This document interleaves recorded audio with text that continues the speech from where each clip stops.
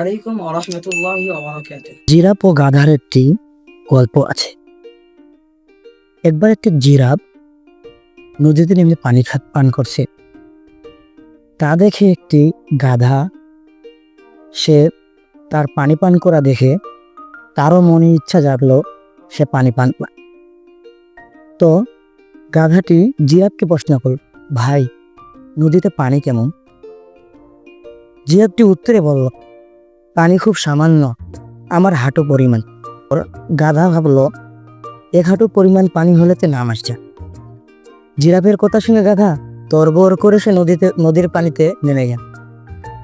এবার নেমেও এক মহা বিপদ। গাধা বল, এই জিরাফ, তুমি না বলেছিলে নদীর পানির হাঁটু পরিমাণ, কিন্তু এই পানি তো আমার মাথার উপর দিয়ে প্রবাহিত করছে, আমি তো মরতে যাচ্ছি। তখনও জিরাফ পানি খাচ্ছিল। গাধার চেঁচামেচি শুনে জিরাফ বল, এই দেখো, নদীতে আমার হাঁটু সমানেই পানি।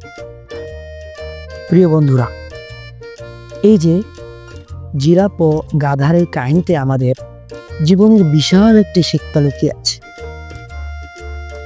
চারপাশের মানুষ আমাদের নানা ধরনের পরামর্শ শোনাটা ভালো, কিন্তু পরামর্শ পাওয়া মাত্র তা বাস্তবায়নে ঝাঁপিয়ে পড়াটা বোকামি।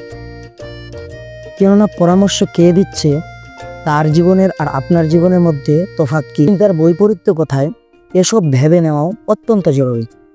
আর এই জরুরি বলেই তো আমাদের সৃষ্টিকর্তা বলেছেন, হে বিশ্বাসীগণ, যদি তোমাদের কাছে কোনো সত্য থেকে কোনো বার্তা নিয়ে আসে তা তোমরা পরীক্ষা করো, যাতে করে পরে তোমরা তোমাদের কৃতকর্মের জন্য অনুতপ্ত না হও। প্রিয় দর্শক মণ্ডলী, আর যদি আমরা এসব বিষয়ে তোয়াক্কা না করি, তাহলে আমাদের জীবনের হাল হবে সেই অবুঝ গাধার মতো।